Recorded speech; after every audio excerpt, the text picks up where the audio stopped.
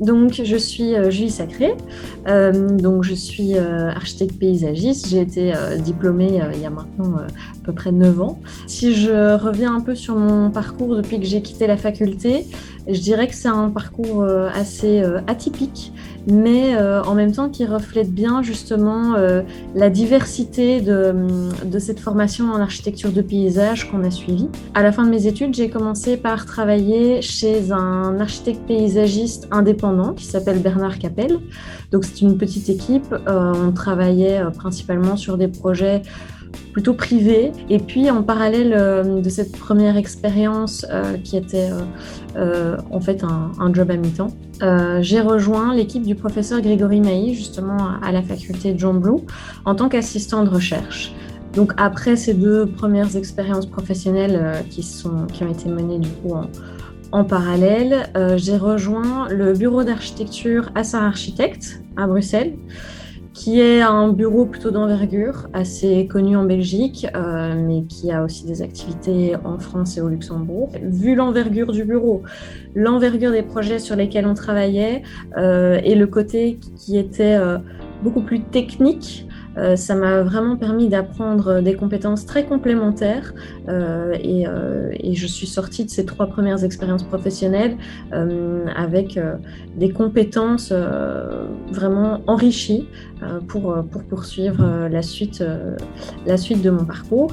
Et donc, il y a bientôt 4 ans, j'ai décidé de déménager au Luxembourg. J'ai souhaité réorienter un petit peu ma carrière pour travailler plutôt dans le milieu de la promotion immobilière. À ce moment-là, en fait, j'ai rejoint l'entreprise dans laquelle je travaille aujourd'hui, qui s'appelle Eco Real Estate, donc promoteur immobilier actif essentiellement au Luxembourg, mais qui a cette particularité d'être, je dirais, un promoteur vertueux. C'est-à-dire que toutes ces valeurs de développement durable, d'environnement, de biodiversité, de RSE de manière générale sont vraiment au cœur des préoccupations de l'entreprise. Et c'est aussi pour ça que mon parcours et mon diplôme d'architecture du paysage ont retenu l'attention d'Eric Lux, qui est le CEO de l'entreprise, il y a 4 ans. Donc j'ai rejoint l'entreprise au départ en tant que responsable innovation et durabilité. Et puis mon rôle a un petit peu évolué. Aujourd'hui, je suis responsable du développement de projets immobiliers et je suis également en charge de l'équipe marketing de l'entreprise. La diversité des choses qu'on apprend dans notre cursus en architecture du paysage, c'est ce qui fait notre force et notre richesse. Et tout ce que j'ai appris, même si à l'époque parfois je me demandais un petit peu pourquoi on avait tel ou tel cours, tout ce que j'ai appris me sert vraiment au quotidien depuis 8 ans. À mon époque, on n'était pas très nombreux. C'était encore le début finalement de la filière avec les 5 années d'études. Donc on était peu nombreux, mais on était très liés. Il y avait beaucoup d'entraide, une très bonne ambiance. C'était vraiment super riche, super épanouissant sur le plan humain. Bon, alors bien sûr, on faisait pas mal la fête ensemble, hein, évidemment, c'est aussi un moment important dans les études, mais il y avait vraiment cette entraide, ce lien assez développé avec l'ensemble des personnes qui étaient dans ma promotion. Et d'ailleurs, aujourd'hui, on est encore en contact pour la plupart. Et il n'y avait pas juste le lien entre nous, mais il y avait aussi une relation assez riche avec nos professeurs. Donc, ils étaient vraiment toujours disponibles, toujours à l'écoute. Ils nous ont énormément accompagnés. Et donc, c'est ce qui fait que j'ai trouvé ces 5 années à Jean Blou très, très riches sur le plan humain et très épanouissantes. Et bon, je pense que c'est de toute façon quelque chose qui est toujours très important lorsqu'on fait des études, mais sans doute encore plus avec la crise du coronavirus qu'on connaît aujourd'hui. Finalement, cette dimension humaine, elle est importante plus que jamais. Et pour moi, c'est une des particularités finalement de ce cursus. Si je dois partager un souvenir vraiment précis qui me restera toujours en mémoire de mes 5 années d'études, je dirais que c'est le voyage d'études qu'on a fait en Libye.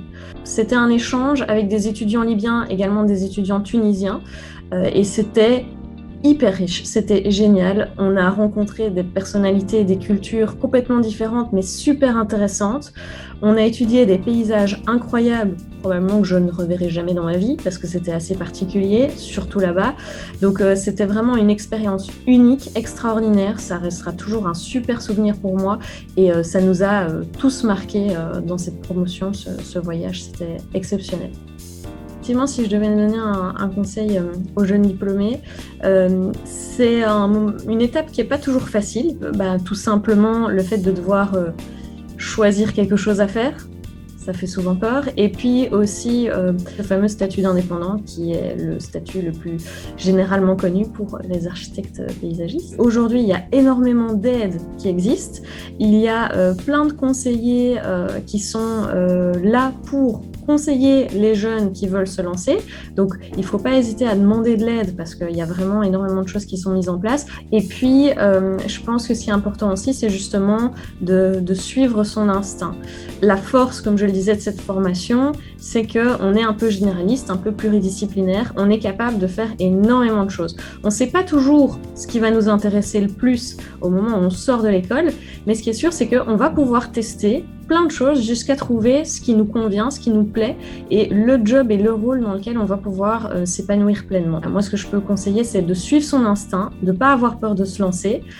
C'est peut-être pas le premier job qui sera le meilleur, c'est peut-être pas le deuxième non plus, mais à un moment, ça va forcément arriver parce que vous avez tous les outils pour réussir, pour trouver quelque chose qui va vous permettre de vous épanouir. Donc, il ne faut surtout pas avoir peur de suivre son instinct, de se lancer. En fait, vous avez tout, il faut juste vous lancer.